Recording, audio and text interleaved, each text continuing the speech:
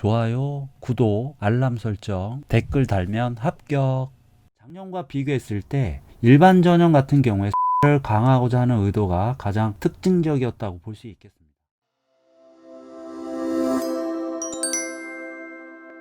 안녕하세요, 임태형입니다. 오늘은 2023학년도 세종과학예술영재학교 입학 전형에 대해 알아보는 시간 가져보도록 하겠습니다. 4월 말에 대부분의 영재학교들이 전형 요강을 발표하게 되는데요. 올해는 세종과학예술영재학교가 4월 27일 날 가장 먼저 발표를 했습니다. 작년 전형 요강과 비교해 보면서 올해 달라진 점과 그에 따라서 올해 지원자들이 남은 기간 전형 준비에 유의해야 할 사항 위주로 알아보도록 하겠습니다. 지원 자격 모집 정원 부분은 작년과 크게 달라진 부분은 없습니다. 다른 영재고도 마찬가지지만 중학교 재학생, 졸업자 모두 지원할 수 있습니다. 학년 제한 없고요. 다만 중학교 1, 2학년이 지원할 때에는 상급학교 입학 자격 부여 확인서라는 서류가 별도로 필요한데 지역마다 또 중학교마다 이 확인서 발급 절차가 조금 다를 수 있습니다. 예를 들어서 서울 경기 지역 같은 경우에는 별다른 절차 없이 상급학교 입학 자격 부여 확인서를 받을 수가 있는데 인천 지역 같은 경우에는 학교에 따라서 별도의 시험을 치르고 일정 점수 이상을 받은 학생들만 영재학교 지원 자격을 부여하고 있습니다. 하지만 대부분 지역, 대부분 학교에서는 중학교 1, 2학년도 지원하는 데 큰 문제는 없다고 보시면 되겠습니다. 모집 정원도 지난해와 동일하게 정원 내 84명, 정원 외 6명 이내로 선발하고 있습니다. 정원 외 선발 규모는 실제 6명을 다 채우는 경우는 많지 않고요. 보통 한 3명에서 5명 정도 선발한다고 보시면 되겠습니다. 작년부터 본격적으로 시행되고 있는 지역인재 선발 올해도 그대로 유지가 되는데요. 마찬가지로 45명 이내로 선발하지만 무조건 45명을 선발하는 것은 아닙니다. 각 지역별 우선 선발 모집 인원은 최대 선발 가능 인원이고 실제 모집은 이보다 적을 확률이 더 높다고 보시면 되겠습니다. 4월 27일 기준 해당 소재 중학교에 1년 이상 재학 중인 3학년만 해당이 됩니다. 그러니까 1, 2학년 지원자들은 지역 우선 선발에 해당되지 않는 거고요. 전형 요강 설명상 지난해와 약간 달라진 부분이 있는데 지난해에는 2단계 전형 이후 1, 2단계 평가 결과를 종합적으로 반영하여 선발한다 이렇게 돼 있는데 올해는 2단계 평가 결과를 반영하여 선발한다 이렇게만 돼 있습니다. 이 설명만 두고 보면 지역 우선 선발 인원 뽑을 때 1단계 서류 평가는 감안하지 않겠다는 걸로 이해할 수도 있겠습니다. 어차피 서류 내용이 안 좋은 학생들은 1단계에서 이미 탈락했기 때문에 2단계 점수로만 우선 선발자를 가려내겠다 이런 의도로 볼 수 있을 것 같고요. 지역 인재로 우선 선발된 학생들은 3단계 캠프 전형을 면제받게 됩니다. 2단계 지필고사 점수가 3단계 캠프 전형에 올라갈 만큼의 점수가 나오면 캠프 전형을 따로 치르지 않고도 최종 합격자로 선발한다는 의미이겠습니다.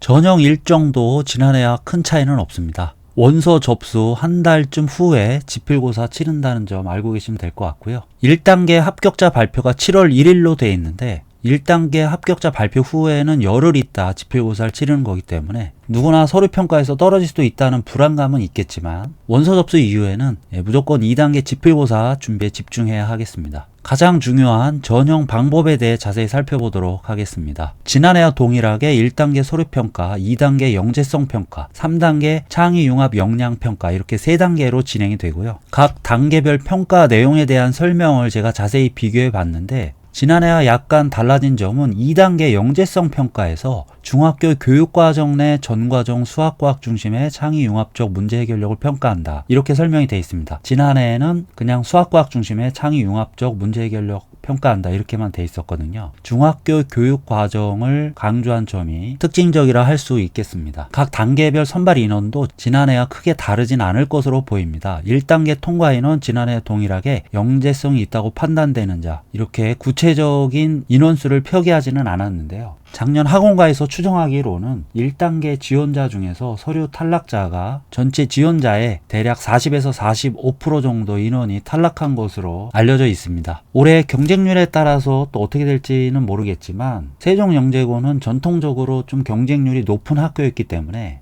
올해도 다른 학교들에 비해서는 1단계 통과가 쉽지 않을 것으로 예상하고 서류 준비하시는 게 좋겠습니다. 세종영재고가 매년 높은 경쟁률을 보이는 데는 여러 가지 이유가 있겠지만 기본적으로는 중부지방에 위치하다 보니까 여러 지역 학생들의 관심을 사고 있는 부분이 있는 것 같고요. 또 2개밖에 없는 과학예술영재학교 중에 하나다 보니까 수학과학뿐 아니라 인문, 예술 등 다양한 분야에 관심 있는 학생들에겐 아무래도 희소성이 높은 학교일 수밖에 없는 거겠죠. 2단계 선발 인원은 지난해와 마찬가지로 우선 선발 인원을 제외한 모집 인원의 2배수. 예를 들어서 전체 정원 84명 중에서 지역 인재로 한 40명이 뽑혔다. 그러면 나머지 44명에 대한 2배수니까 88명이 2단계를 통과하게 되는 거고요. 당연히 3단계 경쟁률은 2대1이 될 수밖에 없겠죠. 올해 세종영재고 3단계 명칭이 좀 바뀌었는데요. 지난해에는 창의융합캠프라고 적혀 있는데 올해는 창의융합역량평가라고 되어 있습니다. 사실 이 캠프라는 명칭이 코로나 이전에는 많은 영재학교들이 1박 2일 내지는 2박 3일로 말 그대로 캠프 형태로 학생들의 집단활동을 관찰하고 평가하는 과정으로 진행됐었기 때문에 이런 이름이 붙었던 건데요. 최근에는 코로나로 인해서 대부분 학교들이 당일치기로 3단계 평가를 진행하고 있다 보니까 그런 변화를 반영하고자 캠프라는 명칭을 뺀 것일 수도 있고요. 하지만 올해 다른 영재고들은 아마도 캠프를 1박 2일 이상으로 진행하는 학교들도 있을 것으로 보입니다. 같은 과학예술영재학교인 인천영재고는 이미 올해 캠프 전형을 1박 2일로 진행하겠다고 예고한 상태입니다. 참고로 지난해 세종영재고 3단계는 수학과 구술 면접 중심으로 진행이 됐었는데요. 학교 홈페이지에 가시면 지난해 3단계 전형 기출문제를 확인해 보실 수가 있습니다. 물론 공개된 기출문제 이외에도 서류 면접이나 인성 면접 같은 기본적인 면접은 언제든지 진행될 수 있다는 점 참고해야 하겠습니다. 사회통합 전형에서는 적지 않은 변화가 보입니다. 가장 큰 변화는 지난해까지 사회통합 전형 대상자들은 2단계 지필고사를 치르지 않고 면접 및 관찰 평가로만 캠프 대상자를 선발했는데 올해는 일반 전형 학생들과 2단계 지필 평가를 함께 보게 될 것으로 보입니다. 대신 캠프 전형 대상자를 지난해 모집 인원의 1.5배수에서 올해는 3배수로 크게 늘렸습니다. 작년부터 2단계 지필고사 출제 성향을 다소 바꾸면서 이 사회통합 대상자들도 어느 정도 접근 가능한 문제들로 구성됐다고 자체 판단한 것이 아닌가 그렇게 생각되고 있습니다. 이제 3단계 평가까지 다 마치고 최종 합격자를 선정하게 되는데요.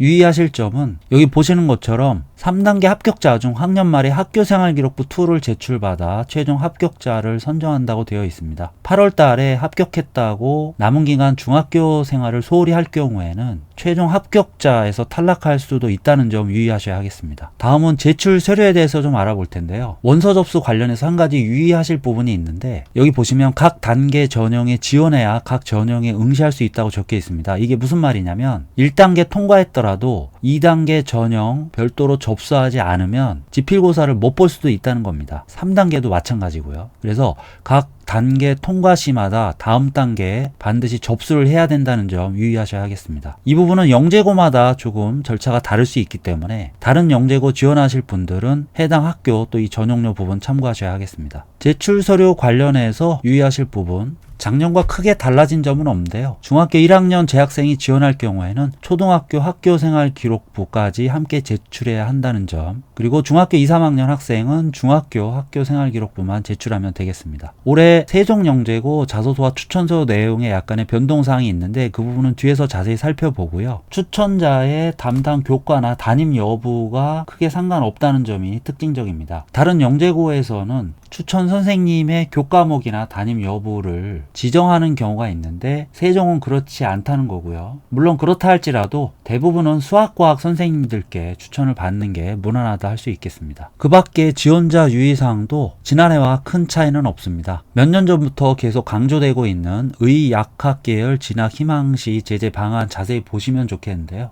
의학 계열 진학 시에 영재고 학생부가 아니라 일반고식 학생부만 제공한다 이렇게 되어 있습니다. 영재고의 학교생활 기록부는 일반고나 다른 특목고하고도 크게 다른데요. 그리고 심지어는 영재고끼리도 조금씩 다르게 구성이 되어 있습니다. 그런데 학생이 만약에 의학 계열로 진학하고자 할 때에는 그런 영재고식 학생부 표기가 아니라 일반고와 동일한 양식의 학생부만 대입에 쓸 수 있도록 하겠다는 겁니다. 당연히 영재고만의 이제 특색 활동이나 장점이 잘 드러나긴 좀 어렵겠죠. 이번에는 제출 서류 양식 구체적인 내용들 확인해 보도록 하겠습니다. 입학 원서 지난해와 크게 달라진 점 없고요. 성적 확인서 보시면 지난해 약간 달라진 부분이 있습니다. 지난해에는 주요 과목들의 성취도, 원점수, 과목 평균, 표준 편차, 수강자 수가 모두 표기됐는데, 자, 올해는 이제 표준 편차가 빠진 걸 볼 수 있습니다. 올해 중3 학생들부터 학생부 표준 편차 항목이 아예 사라졌기 때문이고요. 학생들이 제출하는 학생부에도 이 교과 내신 성적이 다 표기되는데 별도로 이렇게 성적 확인서를 받는 이유는 평가의 편의를 위한 것으로 보시면 되겠습니다. 지난해와 마찬가지로 체육, 예술, 또 교양교과 과목은 표기되지 않고 주요 과목 중심으로 표기되는 걸 확인해 볼 수 있습니다. 다음은 자기소개서를 한번 볼 텐데요. 다른 영재고도 마찬가지지만 이 자기소개서 작성 시 유의사항 중에서 이 부분 제가 항상 강조드리고 있습니다. 경시대회 입상 실적이나 영재교육원 영재학급 수료 여부, 또 교과 관련 인증시험, 능력시험, 교회 수상 실적 등은 언급되어서는 안 됩니다. 이렇게 적혀 있는데요. 특히 이 중에서 영재교육원 영재학급 관련 내용은 사실은 대부분 학생부에 노출이 됩니다. 그런데 자소서에서는 또 쓰지 말라고 하니까 우리 학생들이 다소 헷갈릴 수 있는데, 여기 보시면 영재교육원 영재학급 수료 여부를 적지 말라고 해놨거든요. 영재교육원이나 영재학급에서 자신이 공부했던 내용들까지 적지 말라는 이야기는 아닙니다. 그러니까 자기 공부나 활동의 형식보다는 그 내용에 좀 집중하라는 의미로 이해하시면 될 것 같고요. 그리고 우리 학생들이 무심결에 자주 저지르는 실수가 본인의 부모님 관련된 이야기를 꺼낼 때인데요. 부모님의 사회 경제적 지위 가로치고 직종명, 직업명, 직장명, 직위명 등을 암시하는 내용을 기재할 수 없다고 되어 있습니다. 부모님의 직업 관련된 어떠한 언급도 하지 않는 게 안전하다고 보시면 되겠습니다. 우리 학생들이 자신의 공부에 영향을 준 가정 환경이나 부모님에 대해 언급하는 과정에서 이런 실수를 자주 저지르고 있기 때문에 각별히 주의하셔야 하겠습니다. 자소서 세부 항목은 지난해와 약간 달라진 부분이 있습니다. 전체 분량은 2,500자 이내로 작년과 동일하지만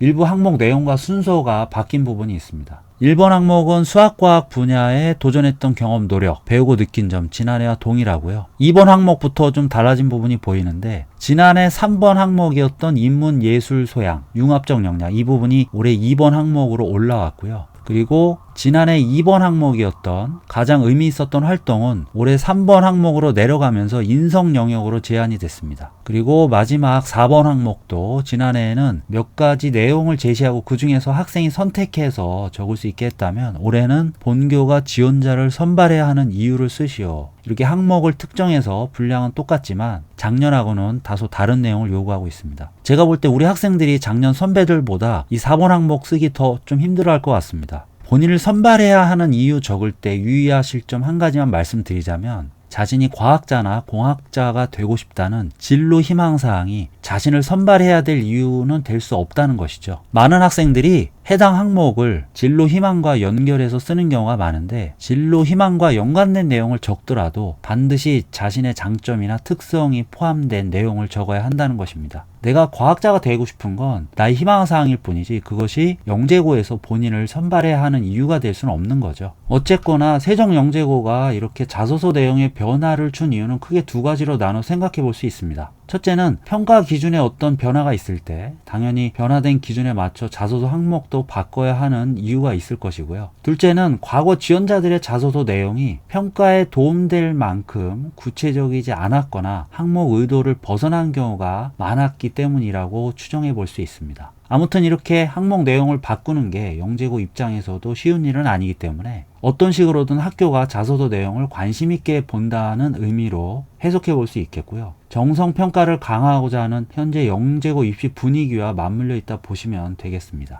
이런 부분은 교사 추천서도 마찬가지입니다. 추천서 내용이 작년과 크게 달라진 걸 확인해 볼 수 있는데요. 학생에 대한 선생님들의 평가를 더 세분화하고 구체화하면서 서류 변별력을 높이려는 의도가 엿보입니다. 작년에는 상위 5%가 최고 평가였다면 올해는 상위 1% 지표를 추가한 점, 그리고 추가 항목 수도 작년에는 10개였는데 올해는 15개로 늘렸습니다. 대신에 선생님들이 자유롭게 서술하는 항목은 분량을 크게 줄임으로써 선생님들의 작성 부담은 줄이면서도 조금 더 구체적인 정보 위주로 추천서가 채워지기를 의도했다고 볼 수 있겠습니다. 마지막 항목 적극 추천, 추천 보통 비읍, 이 부분은 작년과 크게 달라지지 않았습니다. 자, 이렇게 바로 어제 발표됐던 세종과학예술영재학교 2023학년도 입학 전형 내용을 좀 급하게 간단히 살펴봤는데요. 작년과 비교했을 때 일반 전형 같은 경우에 서류 평가를 강화하고자 하는 의도가 가장 특징적이었다고 볼 수 있겠습니다. 서류 평가의 강화는 1단계 탈락자의 증가를 의미할 수도 있는데 이 부분에 대해서는 아직 명확히 알 수는 없지만 앞서 말씀드렸듯이 세종은 전통적으로 1단계 탈락자가 좀 많은 학교이기 때문에 서류 준비에 좀 각별히 신경을 쓰시는 게 좋겠습니다. 그리고 지필고사에 있어서 중학교 교육과정을 강조한 것으로 봐서 올해 2단계 지필고사 난이도는 작년보다는 조금이라도 쉬워질 것을 한번 기대해 볼 수 있겠습니다. 물론 작년처럼 세종영재고는 다른 영재고들과의 공동 출제를 유지할 것으로 보이는데요. 하지만 공동 출제라 해도 몇몇 문제들은 난이도 조정 등을 위해서 학교마다 약간 다르게 출제될 수도 있습니다. 이 점 참고해서 2단계 준비하시면 되겠습니다. 오늘 영상은 여기까지인데요. 영재고 입시는 전형 일정이 워낙 촉박하게 돌아가다 보니까 매년 이렇게 좀 급하게 전형에 대해서 설명드릴 수밖에 없는 게 좀 아쉽게 느껴지는데요. 이 부분 양해해 주시고 또 학교에서 추가로 발표되는 사항이나 오늘 제가 설명드린 부분 중에서 미흡한 부분이 있을 경우에는 댓글로 질문 남겨주시면 제가 확인해서 답변 드리도록 하겠습니다. 다른 영재고들도 전형 요강이 발표되는 대로 전형 변화가 큰 학교 우선적으로 해서 관련 영상 올리도록 하겠습니다. 감사합니다. 좋아요, 구독, 알람 설정, 댓글 달면 합격.